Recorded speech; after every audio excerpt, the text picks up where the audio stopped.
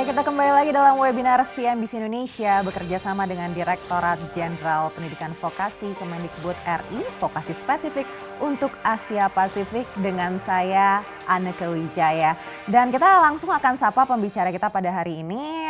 Sudah hadir bersama saya di sini ada Bapak Ahmad Saufi selaku Direktur Kemitraan dan Penyelarasan Dunia Usaha dan Dunia Industri Mitra Studi Kemendikbud RI. Ya, Pak Saufi apa kabar? Kabar baik Mbak Aneta. Meskipun ada di studio tapi kita tetap memberlakukan protokol kesehatan dengan jaga jarak ya Pak. Menyiapkan masker. Kita tidak pakai face shield. Betul. Dan mencuci tangan. Betul sekali Pak. Yang penting kita aman ya. Siap. Ya, dan berikutnya juga ada Bapak Yaya Sutarya selaku Atasdikbud di KBRI Beijing. Lalu ada Bapak Hairon Anwar selaku Atasdikbud di KBRI Port Moresby. Dan juga Pak Usman Naito selaku CEO Hamaran Group Jepang Indonesia.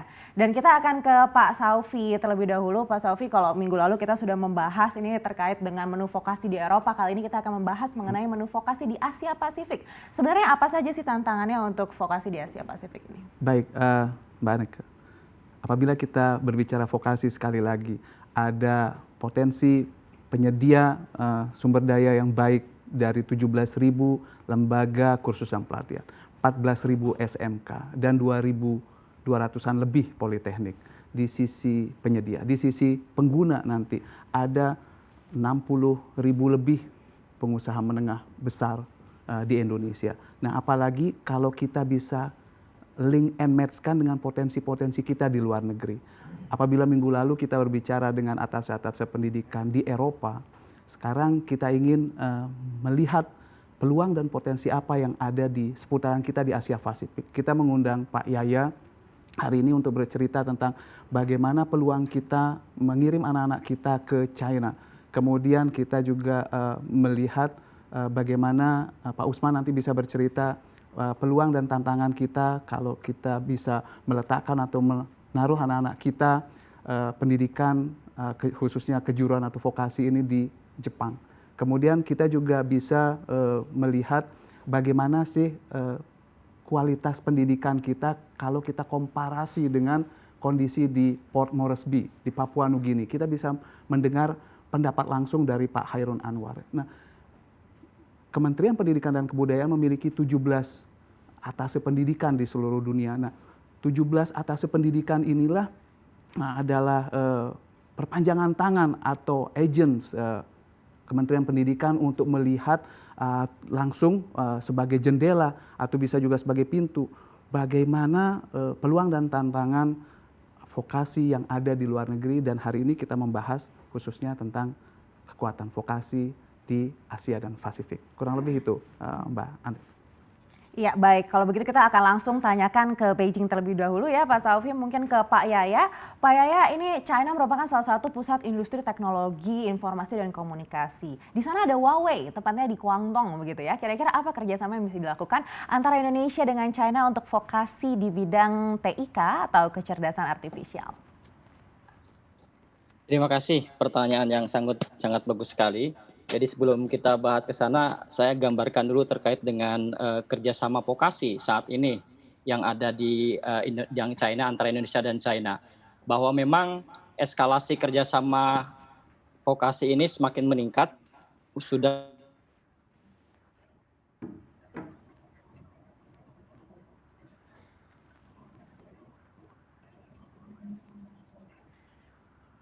Ya Pak Yaya. Mungkin kita sedikit mengalami gangguan teknis dengan Pak Yaya dari China. Baik, kalau begitu kita akan mencoba bertanya ke Pak Wikan ya. Pak Wikan ini dari tadi sudah ada di sini juga. Mungkin kalau soal China Pak Wikan, kira-kira apa nih potensi yang bisa kita lakukan kerjasama?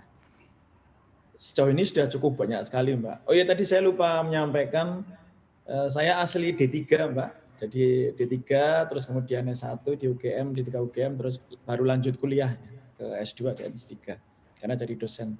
Baik, untuk Cina sebenarnya sudah cukup banyak sekali untuk Cina ini, karena mungkin dari sebelum ini kan saya mengelola UGM ya, vokasi UGM, jadi kita sudah mengirimkan mahasiswa UGM ke Cina itu ratusan selama beberapa tahun terakhir ini, karena kampus-kampus Cina sangat membuka diri untuk melakukan kerjasama dan pengembangan akademik serta penelitian, pengiriman mahasiswa dengan kampus-kampus Indonesia. Begitu pula dengan kampus vokasi. Sehingga untuk Cina ini kita mendapatkan satu sama-sama ekosistem yang saling terbuka. Bahkan Cina berapa tahun terakhir ini sudah mulai menyediakan banyak beasiswa untuk mahasiswa vokasi, mahasiswa kita.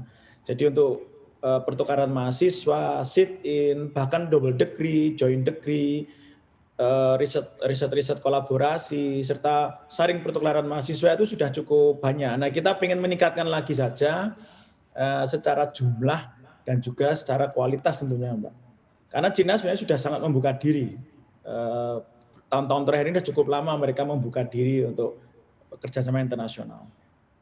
Baik, meningkatkan kerjasama lagi ya antara Indonesia dan China. Sekali lagi terima kasih Bapak Wikan Sakarinto selaku Dirjen Pendidikan Vokasi Kemendikbud RI telah menyempatkan waktunya untuk bersama kami. Katanya setelah ini juga ada agenda lanjutan sehingga kita akan berlanjut ke negara tetangga Papua Nugini. Ada Pak Hairun Anwar di sini. Untuk Pak Hairun, kira-kira seperti apa Pak kerjasama bidang pendidikan vokasi antara Indonesia dengan Papua Nugini? Yeah. Good morning to all viewers One Great Ikamlon Papua New Guinea. Selamat pagi Bapak Ibu pemirsa webinar. Salam hangat dari Papua New Guinea. Jadi Bapak Ibu, kalau kita berbicara wilayah Pasifik, itu kita berbicara tentang sepertiga permukaan bumi. Ada 550 pulau berpenghuni dan kemudian terdapat 13 negara kepulauan Pasifik dengan keanekaragaman hayati yang luar biasa, sumber daya alam yang luar biasa. Dan kemudian apa yang bisa kita kerjasamakan ada ikan, kayu, produk pertanian, mineral, cadangan gas walaupun memang terbatas, dan juga kemudian bahwa seperti dikatakan oleh PBB, 13 negara itu dikategorikan dalam 3 kategori. Yang pertama adalah land rich low income, dan kemudian ada vulnerable island states, dan kemudian ada advanced state. Kalau kita berbicara tentang Fiji, berarti itu adalah advanced state. Sedangkan kalau kita berbicara tentang Indonesia, Papua Nugini, kemudian Solomon Island dan Vanuatu, itu adalah masuk kepada land rich low income. Bapak Ibu, di kelompok land low rich income ini adalah di mana bahwa perekonomian sangat didasarkan pada pertanian, kewirausahaan rendah, kemudian skill juga rendah. Maka kemudian pada tahun 2007 itu mulai masuk tenaga ahli atau tenaga terdidik dari Indonesia, vokasi, dan kemudian mengisi begitu banyak sektor industri yang merupakan kelompok formal dan kemudian ada kelompok informal. Sementara mayoritas rakyat Papua Nugini yang pemuda-pemudanya kemudian masuk ke dalam lapangan kerja itu mengisi wilayah informal. Karena memang secara skill tidak terdidik. Makanya kalau kita melihat Pasifik, mungkin ini adalah lahan yang sangat besar yang bisa diisi oleh para pemuda kita ketika mereka menyelesaikan pendidikan vokasi di Indonesia. Sementara ini yang sangat masif tenaga kerja masuk ke wilayah Pasifik adalah dari Manila, dari Filipina, kemudian dari Malaysia, dan kemudian juga dari Cina. 3 negara ini adalah pengisi terbesar dari semua sektor formal, industri, dan kemudian juga pariwisata. Sementara informal seperti pertanian diisi oleh pihak lokal. Mungkin demikian gambarannya. Baik, terima kasih untuk gambarannya Pak Hairun. Mungkin saya akan ke Pak Salvi terlebih dahulu. Pak Salvi, kalau melihat paparan yang disampaikan Pak Hairun ini, sebenarnya kesempatannya besar sekali ya untuk Indonesia. Tapi sayang ini baru diisi justru oleh tetangga-tetangga kita seperti Filipina, Malaysia begitu. Padahal kita yang justru bersebelahan sama Papua Nugini. Justru itu. Jadi sebagaimana kita ketahui bersama, Direktorat Jenderal ini belum setahun umurnya, ya. Jadi Direktorat Jenderal ini harus bisa memanfaatkan potensi yang ada pada kita yang tadi saya sebutkan, baik di lembaga kursus pelatihan, kemudian SMK maupun politeknik. Apakah kita bisa memperoleh sedemikian rupa dan melihat Papua Nugini sebagai peluang tempat kita menyalurkan ekspor tersebut. Kemudian kalau kita melihat China atau Jepang, justru kita bisa melihat China atau Jepang sebagai tempat kita menitipkan anak-anak kita untuk kita asah lebih baik lagi. Gitu. Jadi hubungan ini antara Direktorat Jenderal Pendidikan Vokasi dengan atas-atas pendidikan yang ada di 17 negara tersebut, itu akan kita bikin sedemikian rupa hingga link and match-nya antara peluang dan supply yang ada itu benar-benar terkoneksi dengan baik. Sekarang ini adalah saatnya kita bekerja bersama, Mbak Aneka. Baik, kita akan kembali lagi ke Pak Hairun. Pak Hairun, mendengar penjelasan dari Pak Saufi tadi, saya ingin kembali bertanya nih, kalau di Papua Nugini sendiri, ini sebenarnya sektor yang paling potensial begitu untuk melakukan kerjasama, itu seperti apa begitu minatnya? Ya, sebenarnya terbuka ya Bu ya, lahan pekerjaan di Papua Nugini itu adalah di bidang seperti welding, kemudian pertambangan, baik itu pertambangan gas, batu bara, emas, kemudian juga pasir hitam, dan kemudian di sektor pertaniannya adalah tentang pengembangan palawija, sayuran, buah-buahan, kemudian di sektor kehutanannya adalah logging, pemotongan kayu hutan, dan kemudian di sektor perikanannya adalah penangkapan ikan tentunya.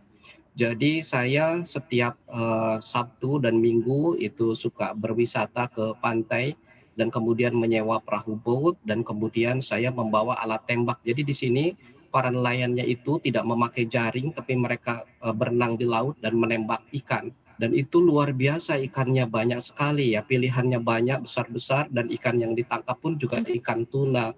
Itu luar biasa, dan kemudian ketika dibawa ke pasar harganya pun juga murah di dalam negeri tentunya. Nah di sini mungkin kita belajar dari bagaimana India itu sudah mulai masuk ke sini dengan membawa misi, yaitu misi pengembangan pendidikan vokasi. Sama juga dilakukan oleh Cina. Cina membuat sebuah institusi vokasi yang diisi oleh anak-anak PNG sebagai siswa dan guru-gurunya dari Cina.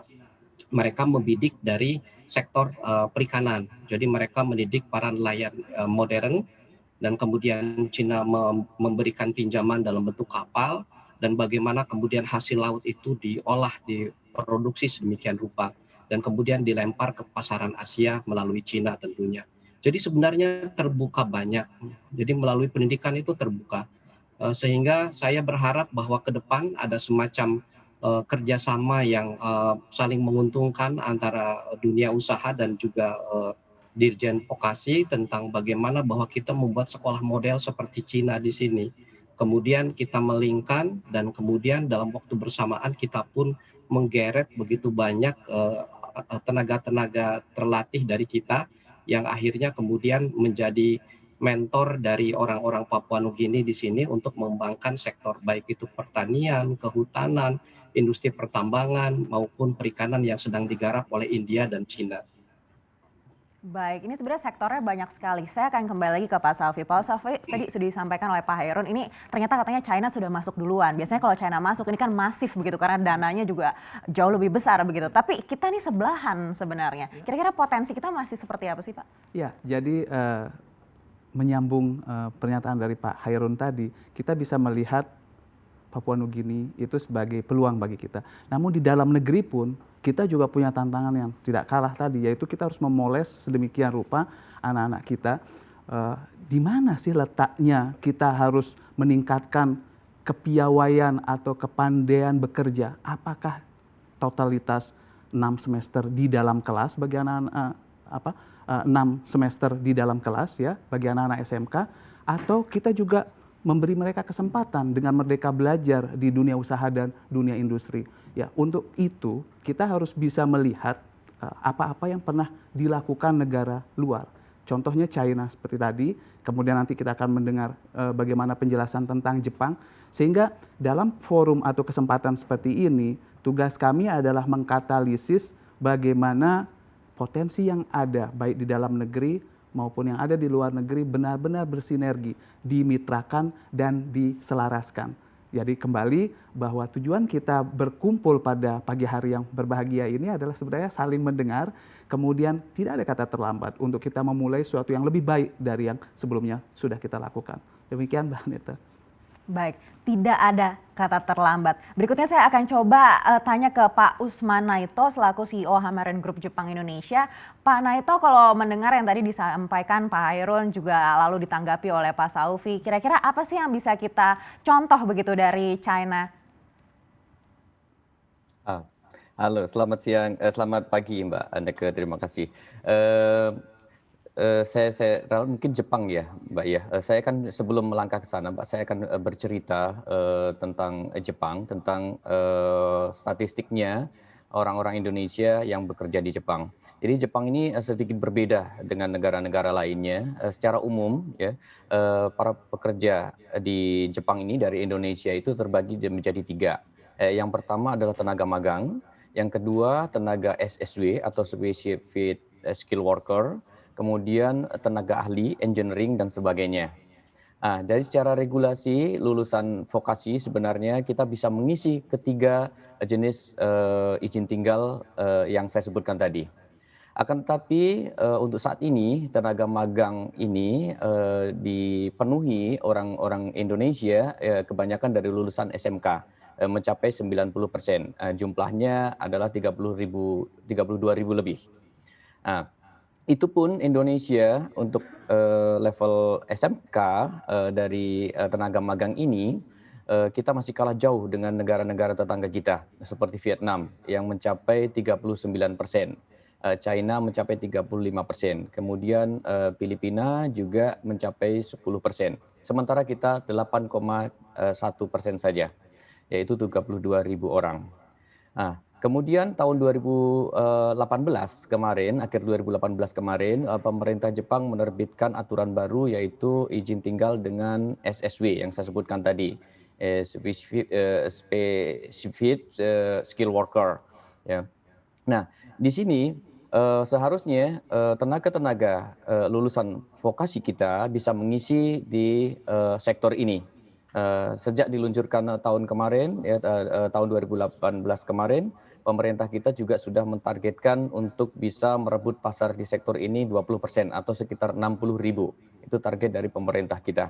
Sayang sekali saat ini sudah berjalan 1 tahun lebih, ya, hampir 2 tahun ya. Ini baru sekitar 1.000-an yang mampu kita kirimkan ke Jepang.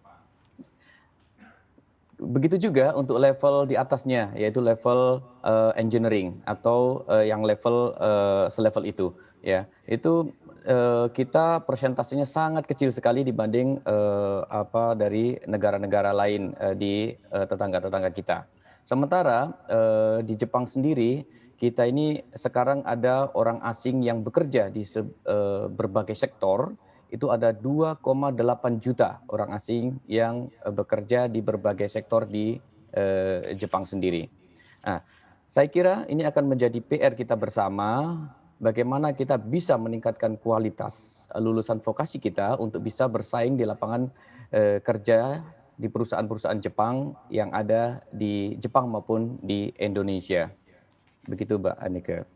Wah, menarik sekali Pak Naito. Itu tadi kita sudah dengar Pak Saufi dari Jepang, kita juga sudah dengar seperti apa dari China. Tapi yang jadi perhatian saya ini Filipina, ini negara tetangga kita. Ini sebenarnya sudah cukup masif sekali pergerakannya begitu. Kira-kira apa yang bisa kita lakukan untuk dapat mengejar keterlambatan kita? Baik, jadi seperti tadi faktor komunikasi ya yang kita harus selalu tingkatkan ya. Komunikasi, kemudian koordinasi. Apabila kita mendengar tadi ada peluang di Papua Nugini, ada peluang juga di China, ada peluang di Jepang, tentunya kita harus bisa memanfaatkan peluang ini. Nah, khusus untuk Filipina ya, Filipina mempunyai tenaga perawat yang cukup banyak di negara-negara Eropa. Begitu juga di industri perawatan pesawat juga mereka banyak. Mengapa mereka bisa melakukan itu? Karena mereka membuat sertifikasi internasional dan itu yang masih belum kita lakukan. Contoh untuk bagian maintenance, repair, and overhaul pesawat ya, dengan kemampuan yang sama para montir pesawat kita, itu gajinya lebih rendah dibanding dari Filipina. Kenapa? Karena rekan-rekan kita di Filipina dilengkapi oleh sertifikat EASA dan sertifikat FAA minimal. Nah, untuk itu kalau ke depan ya kita harus bisa membekali para lulusan kita atau para muntir kalau khusus untuk pesawat dengan sertifikasi internasional tersebut. Begitu juga di bidang keperawatan. Mengapa Filipina bisa? Karena mereka sertifikasi perawat mereka dengan sertifikat internasional. Sehingga begitu dilihat sertifikasi internasional, kemampuan bahasa mereka lebih baik, mereka lah yang punya peluang.